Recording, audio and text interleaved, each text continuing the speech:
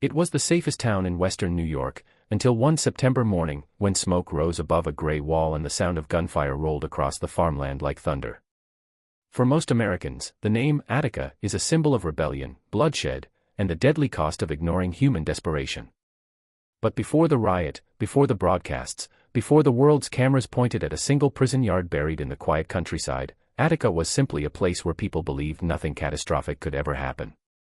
You treat men like animals long enough, and eventually they will act like animals. That line appears in multiple historical recountings of the 1971 uprising, a warning from inmates who tried for months to get someone, anyone, to listen. According to archives and interviews compiled by journalists, the writing had been on the wall long before the violence erupted. But in Attica, a place designed to confine the worst of America's convicted criminals, warnings were easy to ignore. This is where our story begins. A prison that looked like a fortress. In upstate New York, surrounded by cornfields and narrow roads that vanished into the hills, Attica Correctional Facility stood like an iron castle pulled from another century. Thick stone walls rose 40 feet high, rimmed with guard towers that never slept. Floodlights washed the yard at night, casting long shadows over the exercise fields and catwalks. From a distance, it looked peaceful, monolithic, clean, and silent. Up close, it was a pressure cooker. Attica opened in 1931, and by the early 1970s, it had become one of the most tightly controlled maximum security facilities in the country. Public records reveal a prison population that had grown far beyond what the facility was originally designed to hold. Inside those walls, more than 2,200 men lived, worked, ate, and fought in a space meant for far fewer. Overcrowding wasn't just a problem, it was a fuse. Inmates slept in cramped cells, often 2 men to a room built for 1. Temperatures spiked in the summer, turning the cell blocks into ovens. In the winter, the cold leaked through the stone and steel, stiffening joints, slowing movement, and making tempers flare.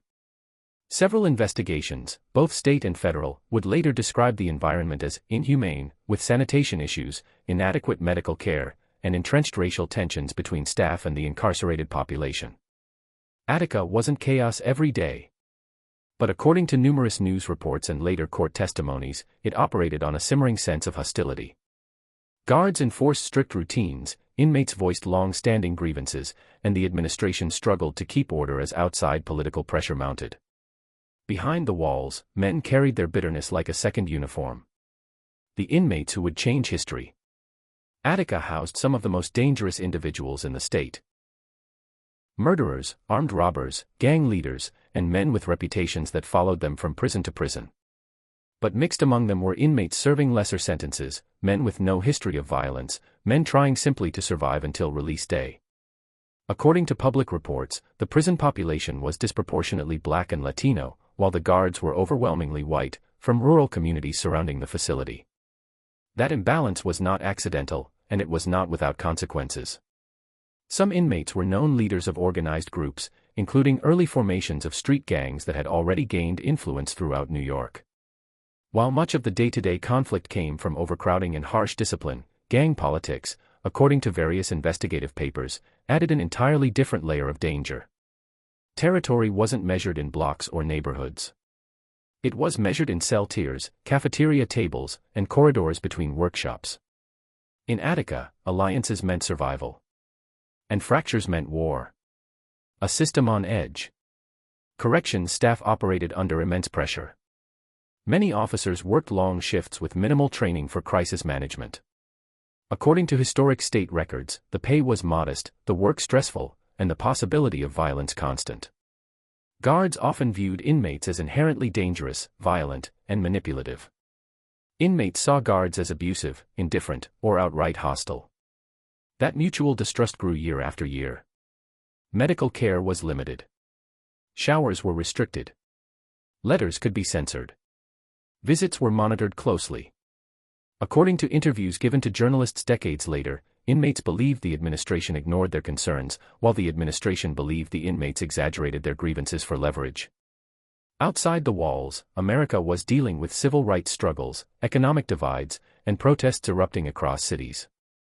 Inside Attica, those tensions echoed in every hallway. Inmates began organizing, drafting lists of demands, pushing for reforms, better healthcare, educational access, fair disciplinary hearings, religious freedom, and an end to what they described as routine abuse. Many demands were reasonable. Some were ambitious. All were fueled by a sense of desperation. And desperation is unpredictable. The spark everyone ignored. According to historical reports, an incident in the summer of 1971 sparked the final wave of unrest. A guard allegedly used unnecessary force on an inmate, and rumors of retaliation spread rapidly through the blocks. Tensions rose. Small fights broke out. Administrators attempted to crack down on contraband and communication. But their efforts only made inmates feel even more targeted.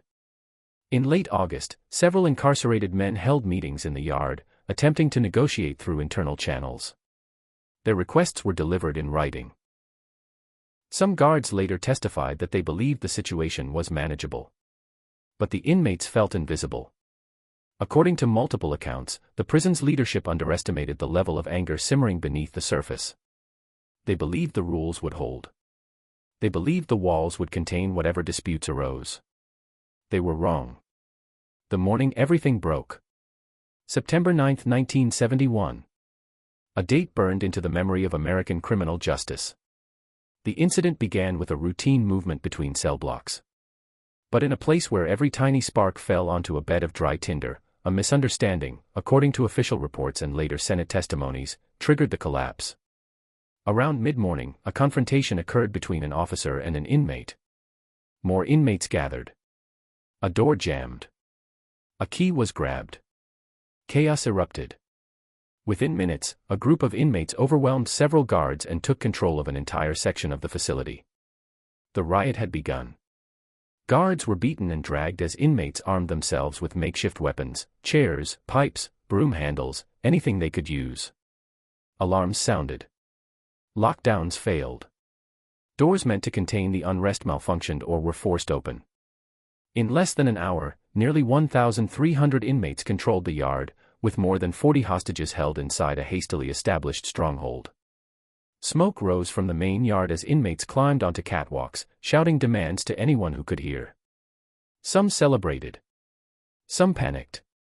Some stood in stunned silence, knowing they were living through a moment that would change history. Outside the walls, officers scrambled, local police mobilized, and the National Guard prepared for deployment. Helicopters circled overhead. News reporters rushed to the scene. Families of guards and inmates gathered at barricades, terrified and searching for answers. The world was now watching Attica. A prison divided into two armies. Inside, inmates organized themselves with shocking speed. Witnesses described the scene as a makeshift government, complete with spokespeople, security teams, and negotiators. Several incarcerated men with leadership skills stepped forward, attempting to prevent violence against the hostages and maintain some form of control. According to multiple news reports, they established a central area known as D-Yard, where negotiations would take place. They drafted a list of demands, including improved living conditions, educational opportunities, and amnesty for the riot. Observers from civil rights groups, religious institutions, and the press were invited in to document the chaos. For the first time, the outside world saw Attica from the inside. Cameras captured images that would become iconic. Shirtless men with raised fists. Lines of hostages, blindfolded and terrified. Makeshift medical stations staffed by inmates. Graffiti scrawled across walls. Dozens of men standing atop guard towers. Symbols of a temporary, volatile victory. The prisoners insisted they did not want bloodshed. They wanted change. But change inside a maximum security fortress comes at a price. Negotiations that swayed like a knife's edge. For 4 days, mediators attempted to broker peace. According to court documents and the McKay Commission report, the inmates' demands were partly reasonable, partly impossible. Some corrections officials feared granting anything would encourage future uprisings. Others worried that the longer the standoff continued, the more likely violence would become inevitable. Inside the yard, factions of inmates disagreed about strategy. Some wanted full reform. Others wanted escape. A few, according to witness testimonies, wanted revenge. Guards held captive faced excruciating fear. Some pleaded for release. Others tried to calm their captors. Families waited outside for updates, praying their loved ones were still alive. As the hours passed, tensions grew sharper. Government officials, including the governor, were pressured to end the standoff. According to later reports, the administration refused to grant amnesty for the riot. Negotiations stalled. Communication broke down. And when communication collapses behind prison walls, violence is never far behind. The retaking of Attica. On the morning of September 13, 1971, the decision was made. State troopers and corrections officers, armed with rifles, shotguns, and tear gas grenades, positioned themselves around the facility. Helicopters hovered overhead. Dozens of officers waited outside the yard doors. They had orders to retake the prison by force. At 9:46 a.m., tear gas canisters dropped from the helicopters, filling the air with white smoke. Inmates scrambled, disoriented and choking. Gunfire erupted, loud, relentless, echoing through the stone walls. Officers stormed the yard. The retaking lasted just minutes. The violence, confusion, and smoke made it impossible to see who was who.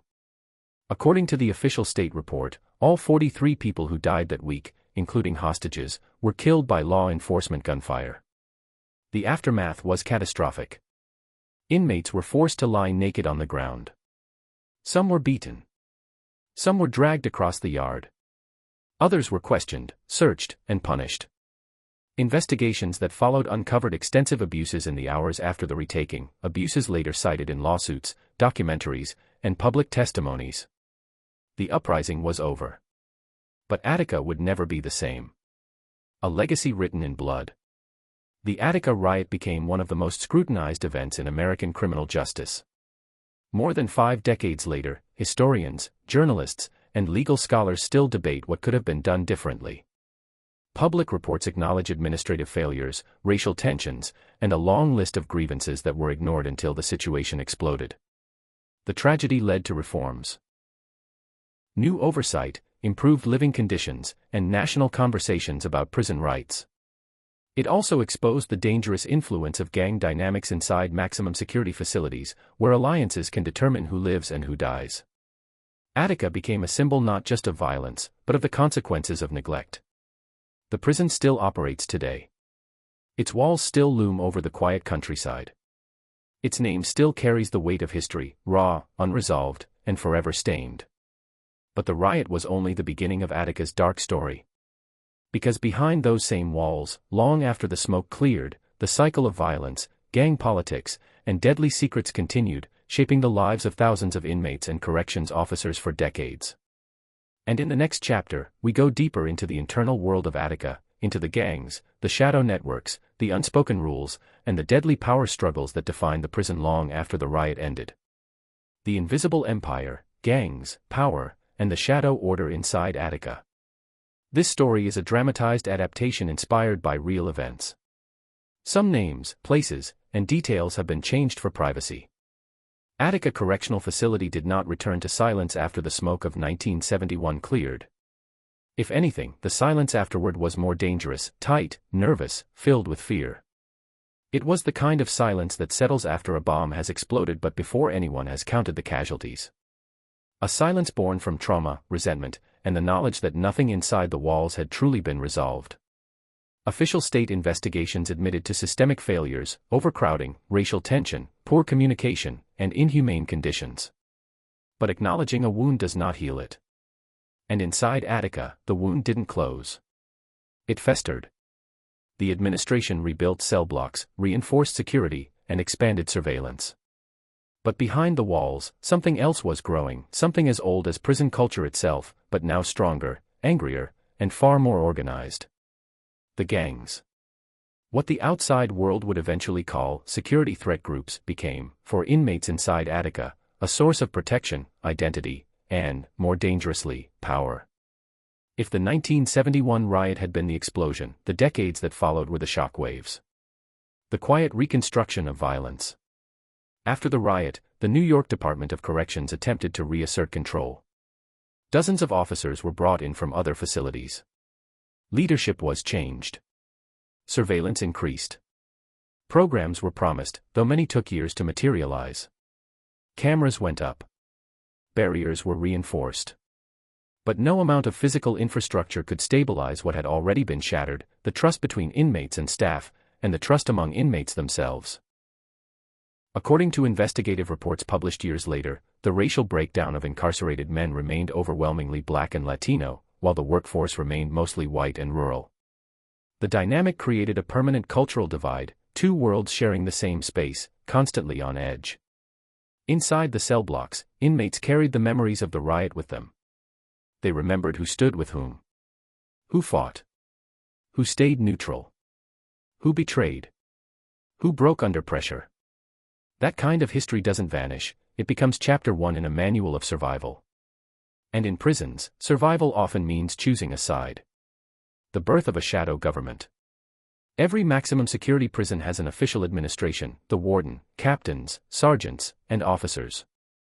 But every prison also has an unofficial administration: the inmates who control movement, influence trade, enforce discipline, and mediate conflict. Attica was no exception.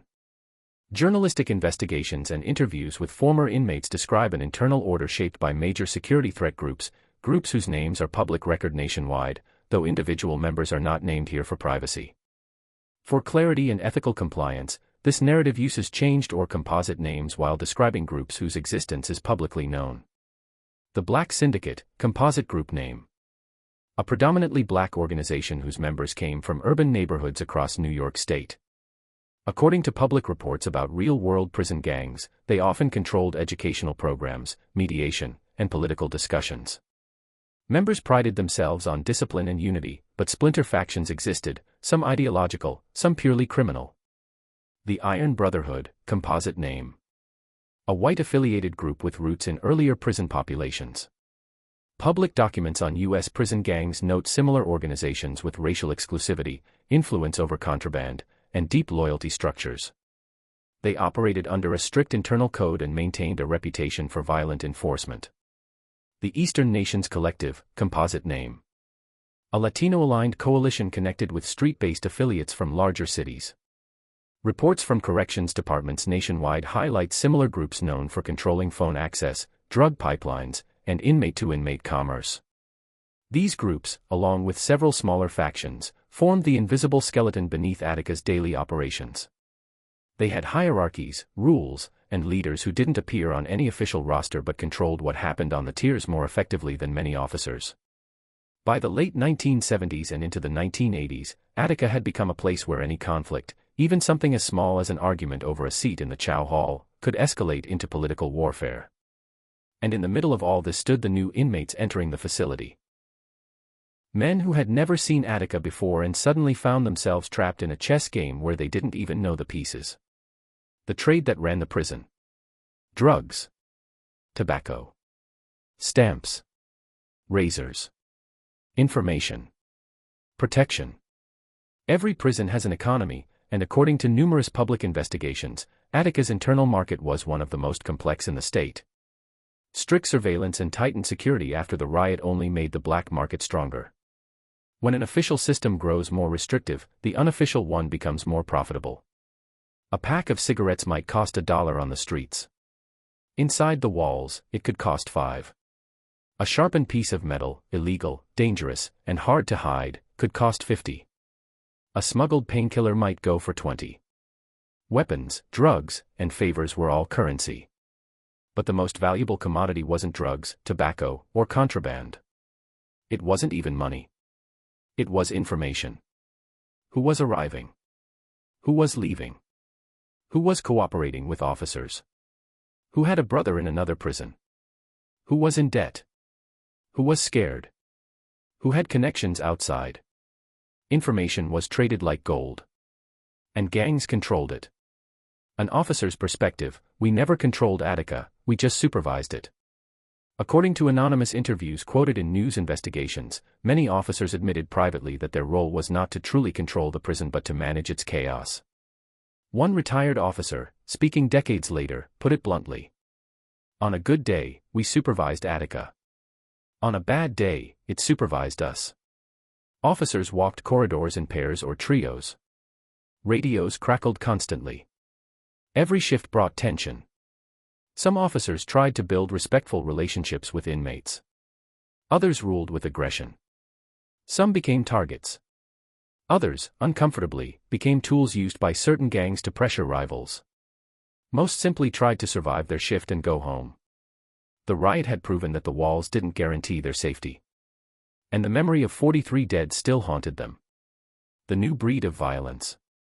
By the 1980s, America's prison population was exploding due to the war on drugs, mandatory minimums, and political promises of tough-on-crime policies. Attica felt the impact firsthand. Younger men arrived through its gates, street-raised, gang-connected, and already familiar with violence. The old inmates, the ones who survived the riot, felt a shift. Before, violence had structure. It had negotiation. It had rules. Now, violence was unpredictable. Public criminal justice research from the era describes a generation of incarcerated men who grew up in neighborhoods torn apart by gangs and poverty.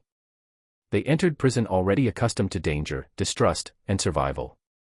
But the older inmates warned them. Attica is different. Outside rules don't apply here. Some listened. Many didn't. When street beefs entered the facility, they didn't disappear, they intensified. A disagreement in Brooklyn might explode in a cell block months later. A drug debt from the Bronx might trigger a stabbing in the yard. Rumors turned into conflict. Conflict turned into alliances. Alliances turned into blood. Officers documented rising rates of fights, assaults, and contraband. Security became reactive instead of proactive. Attica, once infamous for a single massive riot, now faced dozens of smaller eruptions each year, quick, targeted, and calculated.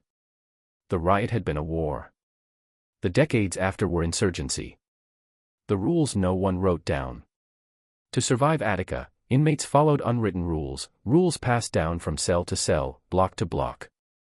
Rules that were never taught officially but understood universally. Rule 1: Know your place. Whether in a gang or not, everyone belonged to a category. Those who pretended otherwise didn't survive long. Rule 2: Never owe anything. A borrowed cigarette could become a debt. A debt could become a threat. A threat could become a stabbing. Rule 3: Respect is currency. An insult could trigger a war. A slight could cost a life. Rule 4: Silence keeps you alive. Talking to officers, about anything, marked a man. And marked men rarely lasted. Rule 5: Politics rule everything. From shower schedules to TV channels to cell assignments, nothing happened without calculation. To outsiders, these rules seemed harsh. Inside Attica, they were the difference between life and death. The leadership nobody voted for. Every gang had shot callers, leaders who made decisions, approved punishments, negotiated with rivals, and controlled territory. But Attica's leaders weren't elected. They rose to power through reputation, negotiation, and survival. Some were respected negotiators, men who kept the block stable, prevented killings, and mediated conflicts. Officers privately acknowledged that these individuals sometimes kept the peace more effectively than formal leadership. Others ruled through terror. Their influence came from violence, fear, and the willingness to do what others wouldn't. According to public reports and correctional analyses, leadership inside a maximum security facility is fluid. A leader can rise overnight and fall just as quickly, especially if perceived as weak. In Attica, leadership was like holding a flame in the wind. A story of one man, name changed for privacy. To understand Attica's post-riot dynamics, many journalists have interviewed former inmates whose experiences reflect broader patterns. This narrative uses a composite character, Marcus Hayes, based on factual themes from these documented accounts. Marcus arrived at Attica in the early 1980s at age 23. Convicted of armed robbery, he expected violence, but he wasn't prepared for Attica's political landscape. On his first day, older inmates watched him closely. They weren't looking at his clothes or his build, they were evaluating him like a piece of potential currency. Could he fight? Could he be controlled? Was he affiliated? Was he scared? The wrong impression could brand a man forever. Marcus was approached by members of the Black Syndicate. They didn't force him to join, but they made it clear he needed protection. Attica eats loners, one said. But Marcus resisted. He had survived the streets. He wanted to do his time alone. He wanted to avoid politics. Within a week, a fight broke out in the yard. A minor disagreement, two men arguing over weights. But the politics behind it weren't minor.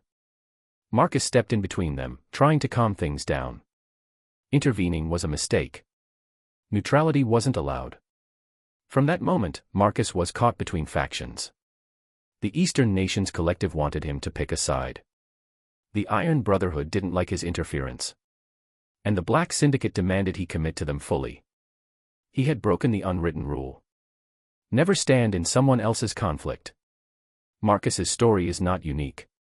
Public accounts describe hundreds of men caught in similar power struggles. Some aligned with groups quickly. Others resisted until they realized resistance could get them killed. Attica was not a place where a man could disappear. Everyone belonged to someone, even if they didn't want to. The administration's counterattack, SHU, intelligence, and control. By the mid-1980s, Attica officials recognized that gangs had become too influential. They introduced new strategies, many of which are still used today across the U.S. prison system. 1. SHU, Special Housing Units. Disciplinary segregation. Isolation. Solitary confinement. Intended to break communication and weaken gang structures. 2. STG units, Security Threat Group Monitoring. Officers tracked gang membership, intercepted messages, and flagged leaders. But the system was imperfect. Some men were misidentified. Some real leaders hid in plain sight. Some used coded language that intelligence staff couldn't decipher. 3. Transfers. Moving key individuals to other high-security prisons across the state to break alliances. It worked, temporarily. But gangs are adaptable. Leaders communicated through letters, phone calls, coded messages, or outside family members. A man transferred out could still give orders across facilities. Attica tried to cut off the head of the serpent. But the serpent had many heads. Why Attica became a battlefield. 3 major factors, supported by public research, kept Attica volatile long after the 1971 riot. 1. Overcrowding never ended. New York's prison population surged. Attica's capacity was pushed repeatedly. 2. Gangs became institutional. What started as survival groups evolved into political entities with long-term strategies. 3. Resources were always scarce. When resources are limited, phone access, jobs, cells, commissary items, conflict multiplies. Attica was the perfect storm. And storms don't just disappear. The most dangerous secret, what guards knew but never said. According to accounts given to investigators, many officers developed an unspoken tactic. Let the gangs police themselves, just enough to keep the prison functional. Not officially. Not written. Never admitted. But when manpower was low or tensions were high, some officers quietly allowed inmate leaders to handle disputes. If 2 factions had a conflict, back-channel negotiations were tolerated. If someone needed to be checked, the administration sometimes looked away, as long as the violence didn't spiral. It was a dangerous game. But in Attica, danger was constant anyway. The question no one could answer. More than a decade after the riot, the world still asked. Did Attica learn anything? Official reports said yes. Inmates said no. Officers said maybe. The truth was somewhere in the middle. Systems changed. Policies changed. Leadership changed. But the core of Attica, the walls, the fear, the tension, the politics, remained the same. A maximum security facility is not defined by its buildings. It is defined by the people trapped inside them. And Attica was full of men forced to choose between alliance and annihilation.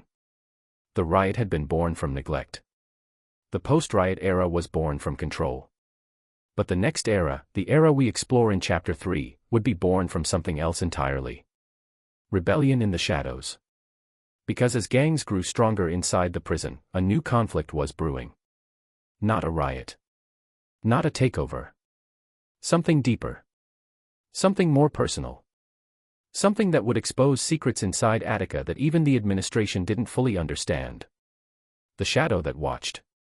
The days after the incident in the yard felt unusually quiet, too quiet. Even the most hardened inmates could sense it, something had shifted. Rumors swirled like smoke through cell block C. Some said the Aryan Brotherhood was planning retaliation. Others whispered that the Black Guerrilla Family had brought in a new enforcer from another penitentiary. But beneath all those theories, one truth lingered. Someone else had been watching that fight. Someone dangerous. A new face in the tower. The guard tower overlooking the yard had been assigned a new officer, not the usual correctional staff, but someone with government clearance. Whispers called him Agent Marlowe. Cold eyes. Silent posture. He wasn't there to keep order. He was there to observe. Every time inmates clashed, Marlowe scribbled something in his black notebook. Not names. Not details. Just symbols. 2. The warden's secret meeting. Late that night, Warden Fraser met with him in a locked administrative room.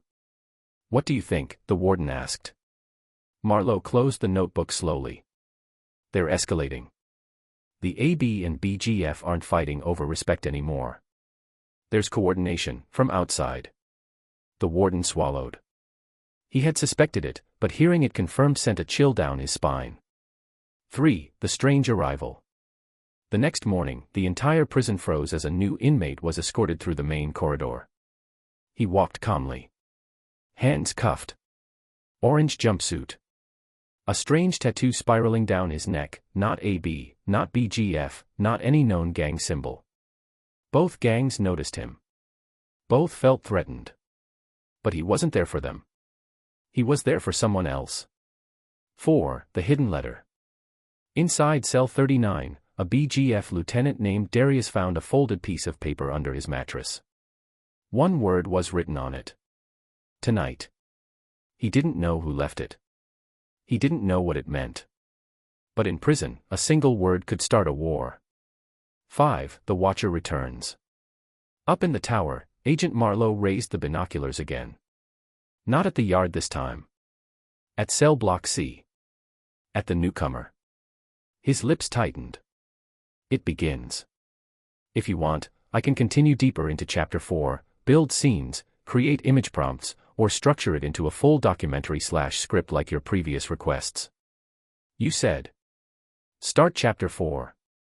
ChatGPT said. Chapter 4, The Night of Whispers. The prison moved differently after sunset. Doors slammed harder. Footsteps echoed longer. And every shadow seemed to breathe. Tonight would be worse.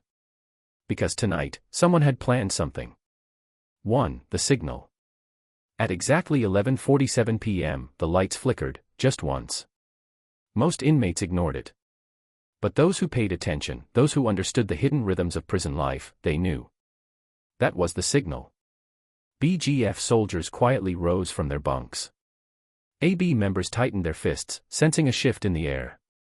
The new inmate, the one with the strange symbol tattoo, sat perfectly still, eyes open, as if waiting. 2. The vent crawl. In the maintenance wing, a lone figure moved silently through the vents. Small. Quick. Someone who didn't belong to any gang. He paused above cell 39, Darius' cell, and dropped a tiny capsule through the vent. It landed on the floor without a sound. Inside it. A micro-sized note. 2 words. Move now. 3. The broken camera. Up in the control room, a camera feed went dead. Not glitched. Not fuzzy. Dead. The guard on duty frowned and tapped the monitor. Camera 12's out, he mumbled. Marlowe, standing behind him, immediately straightened. What area? South corridor. Leading to storage. Marlowe didn't answer. He just turned and started walking. Fast. 4. The meeting in the dark. In storage room B, a place inmates weren't supposed to access, 3 men were already waiting. Darius, representing BGF. Keller, a mid-level Aryan Brotherhood enforcer. The new inmate, silent, staring at both sides. Darius hissed, "What is this? A trap?" Keller spat, "If it is, it's a dumb one. You think I want to stand this close to you? The newcomer raised a hand. They both fell silent. Then he spoke his first words since entering the prison. "This war isn't yours." 5. The tower's reaction. Agent Marlowe reached the corridor just as the flickering emergency lights kicked in. His radio buzzed. "Sir, we're losing feeds. Cameras 12, 14, 19. Shut the blocks down," Marlowe snapped. "Now." But it was already too late. 6. The alarm without a sound.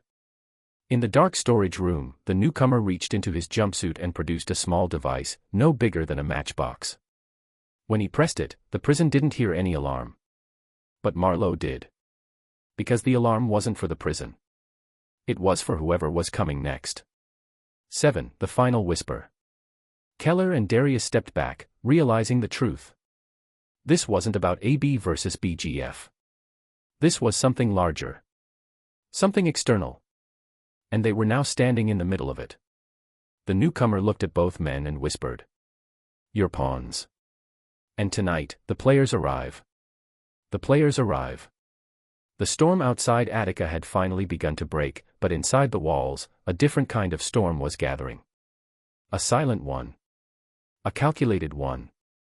And every inmate, even the ones pretending to sleep, could feel it coming. Because Attica didn't sound normal tonight. The pipes hummed. The generators trembled. And somewhere deep in the facility, steel doors that were never meant to move, shifted. 1. The stranger's real identity. Back in storage room B, the newcomer pocketed the tiny device as Keller and Darius tried to keep their voices steady. Darius stepped forward. "Who exactly are you? You ain't BGF, you ain't AB. So who sent you?" The newcomer turned his head slowly, eyes reflecting the dim emergency light. "I'm what your leaders fear," he answered. "And what this prison tried to bury." Keller squinted. "That a riddle or a confession?" "Neither," he replied. "It's your warning." Before they could press him further, the overhead lights buzzed, then died completely. Darkness swallowed the room. 2. Tower 3 sees something. Up above, Tower 3 had the best vantage point over the compound. Officer Hensley scanned the yard with his night scope when something unusual caught his eye. Movement. Not inmates. Not guards. Figures, 3 of them, wearing black, tight formation, slipping along the outer wall like they belonged there. He lifted his radio. "Control, we have unidentified movement outside the west yard." The radio crackled. Then went silent. Hensley tried again. "Control, do you copy?" "Control." Another crackle. Then his entire radio system went dead. Hensley whispered to himself. "What the hell?" 3. Marlowe's discovery. Agent Marlowe stormed into the electrical wing. The main breaker panel was open. Not forced. Not smashed. Professionally unlocked. He crouched and studied the wiring. Then he saw it, a tiny, custom-built dampener clipped into the power line. "Someone bypassed the grid," he muttered. This wasn't inmate work. Marlowe's phone buzzed. A text message appeared from an unknown number. "South Storage. 5 minutes. Or this gets worse." 4. The cell block panic. When the lights died, the inmates erupted. Some cheered, darkness was opportunity. Some panicked, thinking a riot was coming. Others whispered prayers. Doors clanged as guards rushed through the tiers with flashlights, yelling, "Stay in your bunks. Stay in your bunks." But inmates were already moving. Passing word from cell to cell. "Someone's in the prison. We heard footsteps in the vents. They say AB and BGF made a truce. No, they say someone outside broke in." Rumors spread faster than truth. 5. The break-in. Outside the wall, the 3 dark-clad figures reached the secondary service hatch, an old, rusted access port no longer on official blueprints. They moved like trained professionals. One held a small torch. Another carried a case of tools. The third whispered into a throat mic. "Phase 2 confirmed. Inside team standing by." Inside team. There wasn't supposed to be an inside team. Unless the stranger wasn't the only infiltrator inside Attica tonight. 6. The storage room confrontation. Back in the darkness, Keller stumbled back. "Who just cut the power, your people or mine?" he asked the newcomer. The newcomer calmly lit a single match. The tiny flame danced across his expression, revealing no fear. "My people," he said. "You still think this is about gangs?" He turned the match slightly, illuminating the tattoo on his neck the others hadn't noticed fully before. Not AB. Not BGF. Not Latin kings or vice lords. Something else entirely. A symbol that didn't belong in any prison set. Darius stared. "What is that?" "Some kind of agency." The newcomer blew out the match. "And in the dark," he said. "Your gangs run the prison. But someone else runs you." 7. The door that shouldn't open. In the west corridor, a reinforced steel door, one that required 3 separate access codes, began to unlock. Click. Click. Click. Then, slowly, it swung open. A guard watching from the far end dropped his flashlight in shock. Because no guard had entered a code. No inmate had a key. The door simply obeyed. 5 shadows slipped inside before the guard could even shout. He turned to run. But the light snapped back on for a single second. Long enough for him to see the last figure turning toward him. Wearing a mask. A mask shaped like the same symbol tattooed on the stranger. Then darkness fell again. And the guard's scream never finished. 8. The master plan revealed. Agent Marlowe reached storage room B just as the emergency lights flickered again. When he shoved the door open, the scene stunned him. Darius and Keller stood frozen on opposite sides of the room. And the newcomer was waiting, as if he had expected Marlowe down to the minute. "Marlowe," the newcomer said calmly. "Right on time." "How do you know my name?" Marlowe demanded. The newcomer stepped forward. "Because you and I have been chasing the same ghost." Marlowe's pulse quickened. He'd heard rumors. Whispers. A classified operation from years ago. "No," he said quietly. "That program was shut down." The newcomer smiled, coldly. "Programs don't shut down. They evolve." The silent program. The emergency light stuttered like a dying heartbeat, splashing the storage room in cold red pulses. Agent Marlowe didn't move. Darius and Keller didn't even breathe. Only the newcomer remained calm, too calm, as if every second had been scripted long before tonight. He stepped forward until the dim red light cut across his face, revealing the symbol tattooed on his neck. The one Marlowe instantly recognized. A circle with 3 interlocked lines. A mark whispered about in sealed briefings. A mark belonging to something that was never supposed to exist again. Marlowe's voice cracked. That program was terminated 10 years ago. The newcomer tilted his head. Terminated. He almost laughed. "You think a program designed to disappear can be terminated?" His words sank into the room like ice water. The silent program. The myth whispered among federal agents. A ghost initiative rumored to embed deep cover operatives in prisons, gangs, militias, any place where violence wasn't a symptom, but the language itself. It was said these operatives didn't carry badges, didn't report to commanders, and didn't exist in government records. They served one purpose. To infiltrate and influence the most violent networks before they grew into national threats. If the rumors were true, some of them went rogue. And some weren't human in the moral sense of the word. 1. The forgotten operation. Marlowe swallowed hard. "Last I heard, the silent program was exposed," he said. "Congress killed it. Files destroyed. Operatives recovered. The rest vanished." The newcomer nodded slowly. "That's what they told you. But what if I told you the ones who vanished didn't disappear?"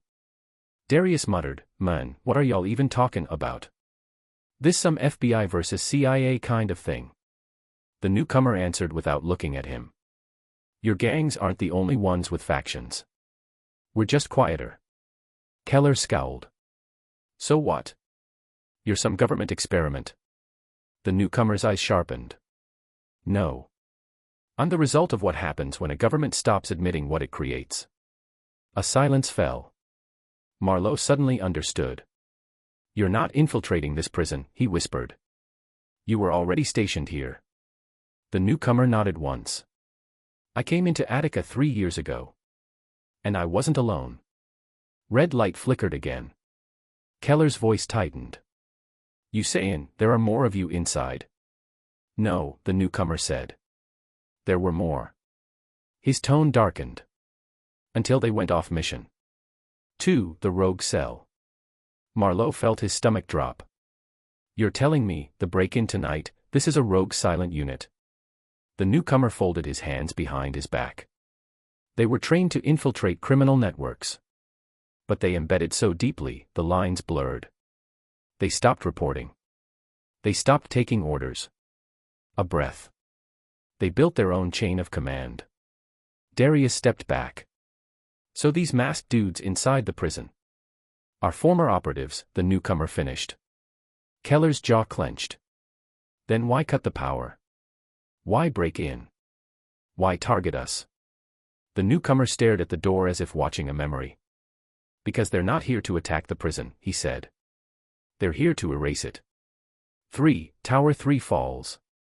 Above the yard, the storm clouds had scattered, leaving the night crystal clear. Officer Hensley saw everything. Or rather, he saw them coming. The 3 shadows in black were now scaling the north tower like spiders, using gear that no inmate would ever possess. Hensley scrambled for his shotgun, but the moment he aimed, a flash of light clipped his shoulder, a stun dart, fired with surgical precision. He dropped hard. His vision blurred.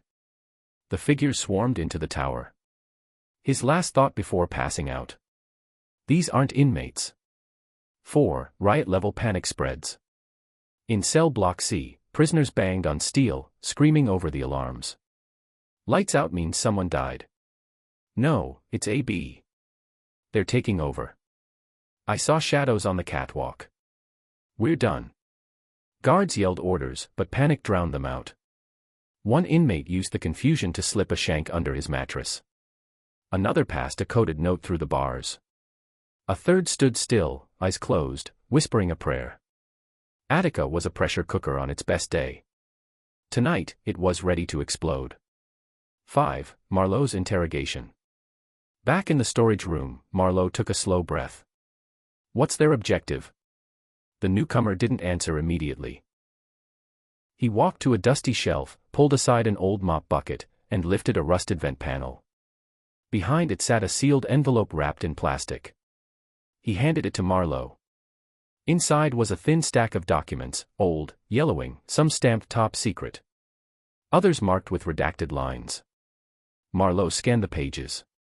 Attica was a program site. The newcomer nodded. Attica was chosen as a test environment for silent operations. Embedded assets, psychological mapping, behavioral manipulation, gang hierarchy forecasting. Marlowe's eyes widened. They used inmates as data sources. Voluntarily at first, the newcomer said. Then, not so voluntarily. Keller's voice rose. Why would anyone test something in a place like this? The newcomer looked him dead in the eye. Because Attica already had everything the government wanted to study. Power structures. Rival organizations. Violence patterns. Darius shook his head, pacing. So we guinea pigs. Marlowe spoke quietly.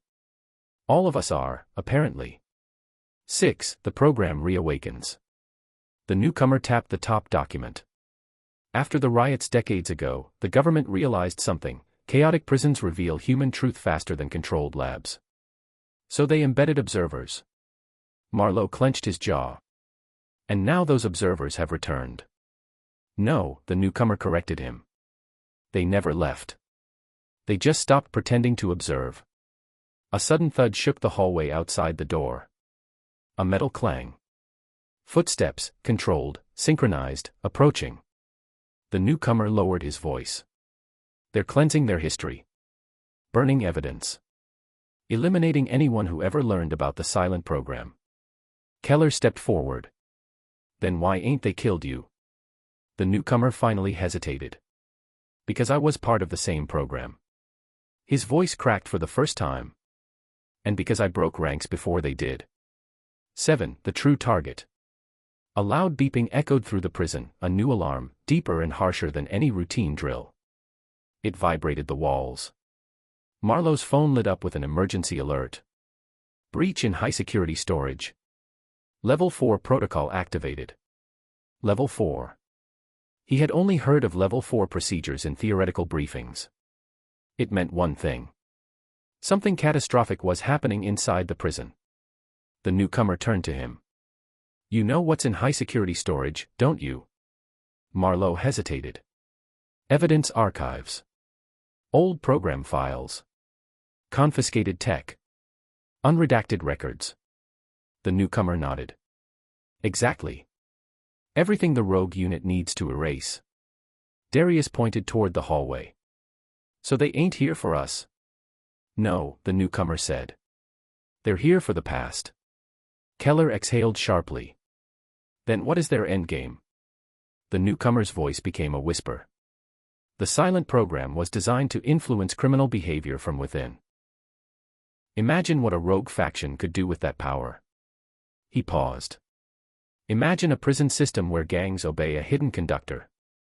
Imagine a national network built on invisible manipulation. Marlowe froze. They're not destroying Attica. They're planning to rebuild it, under their control. 8. The first kill. A scream, sharp, sudden, tore down the hallway.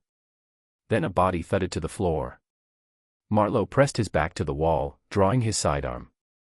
Keller grabbed a broom handle defensively. Darius tightened his fists.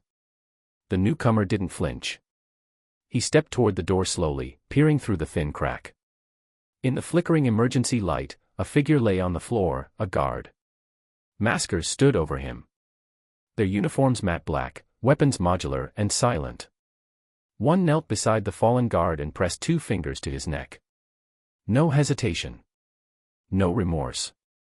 Then the masked operative whispered into a throat mic. Sector clear. Begin archive purge. No survivors.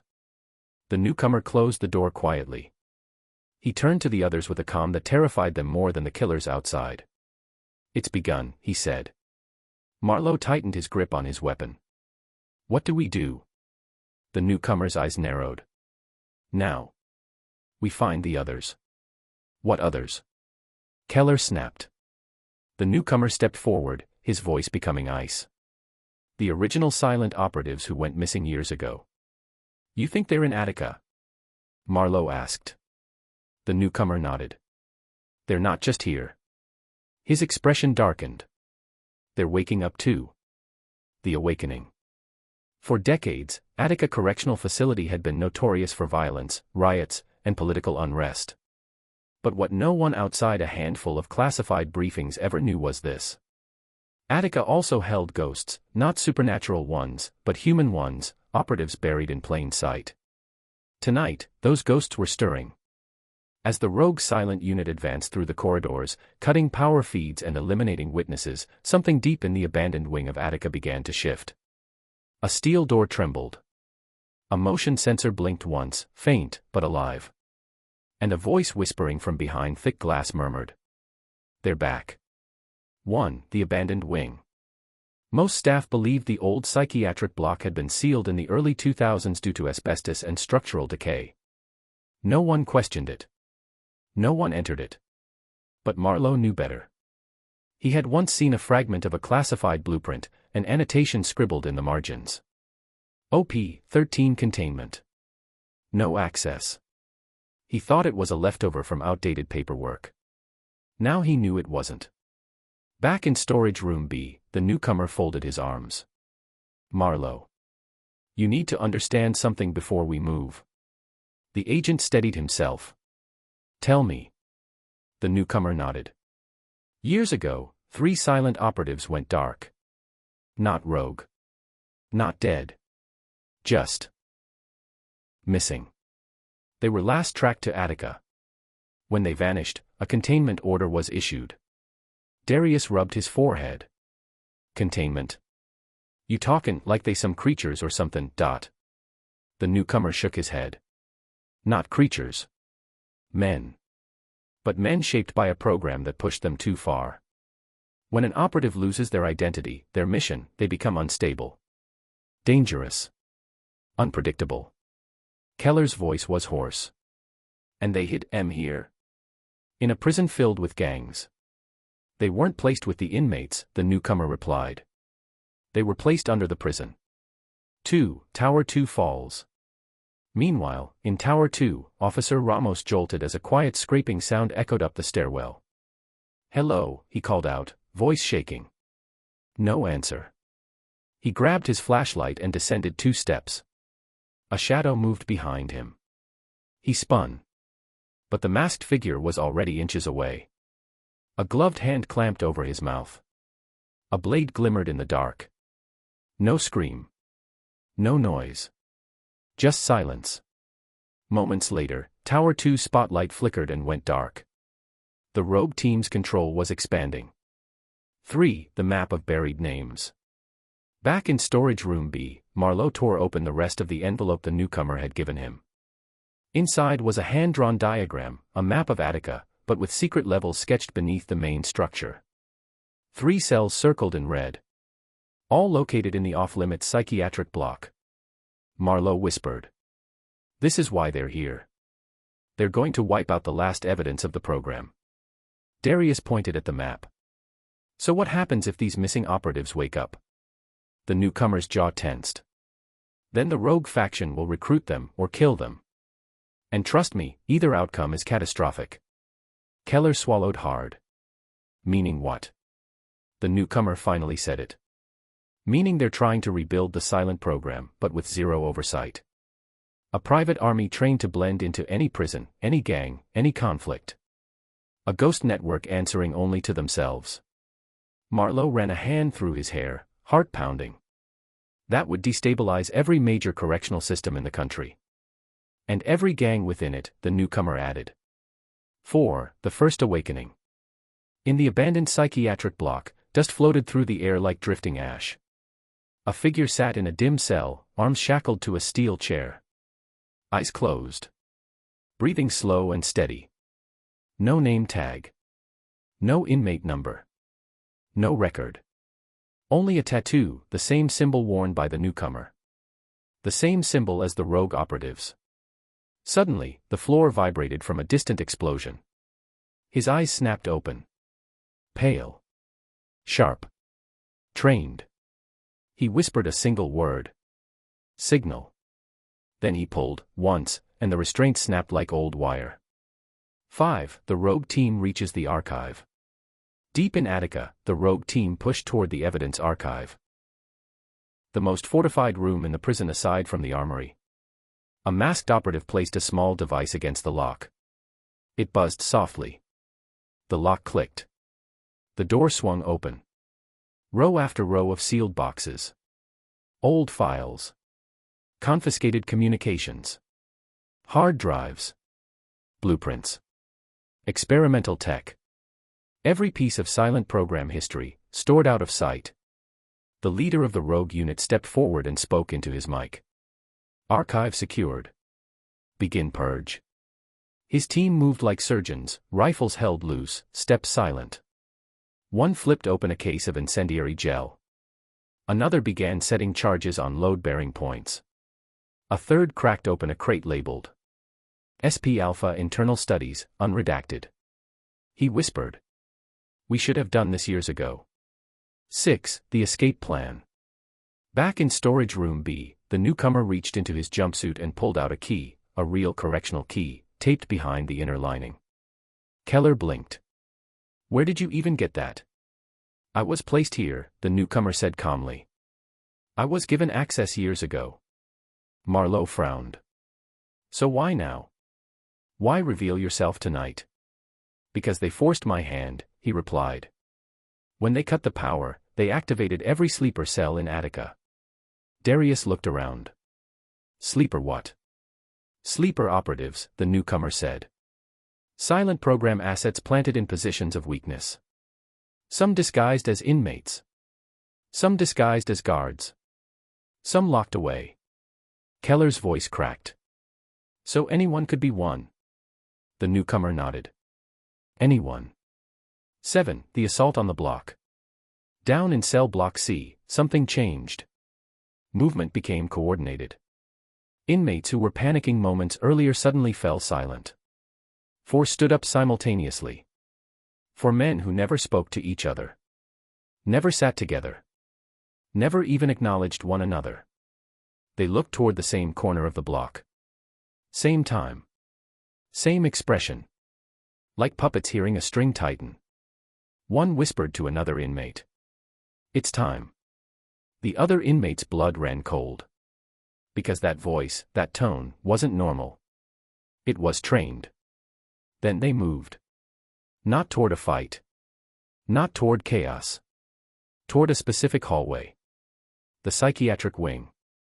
8. The mission realigns. The newcomer pointed at the map. We have to reach the abandoned block before the rogue team or the sleepers do. If any of those missing operatives join them. Marlowe finished the sentence.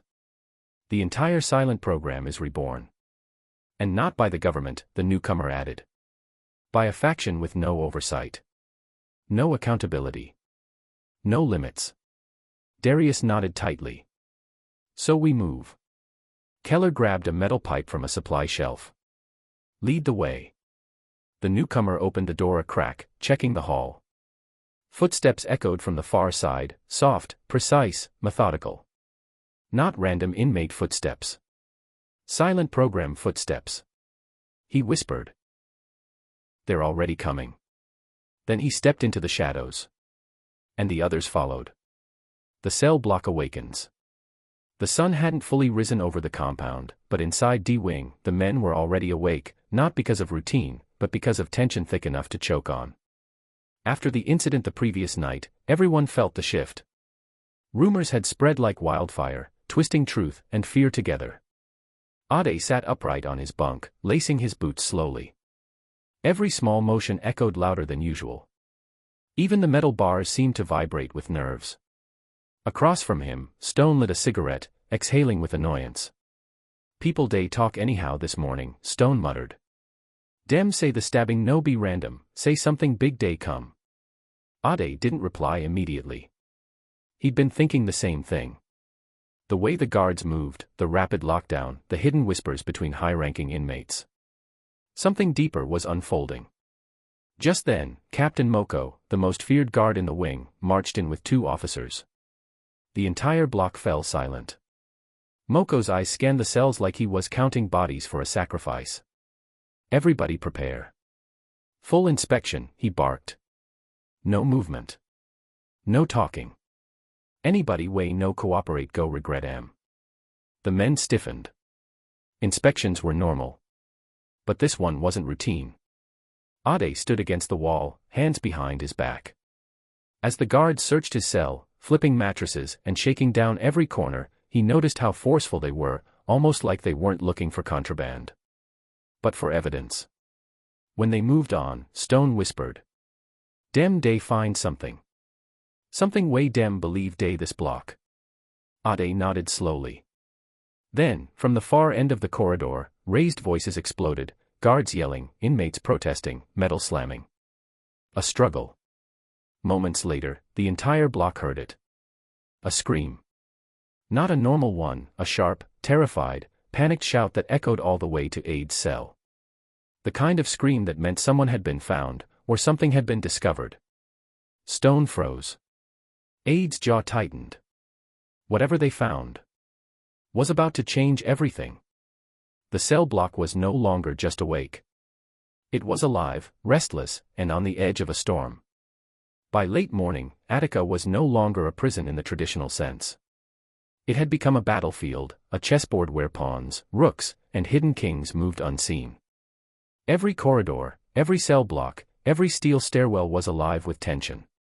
Agent Marlowe, the newcomer, and the 2 reluctant allies, Darius and Keller, pressed forward through the winding passages of the abandoned psychiatric wing. The air was thick with dust and the metallic tang of fear. Every step echoed in the empty halls, carrying the weight of the unknown. Keep your eyes open, the newcomer whispered. This isn't just a breach, it's a resurrection. 1. The Awakening. Deep in cell 7 of the psychiatric wing, the first of the missing operatives stirred. His eyes opened slowly, pale, calculating, trained to read intentions in the shadows.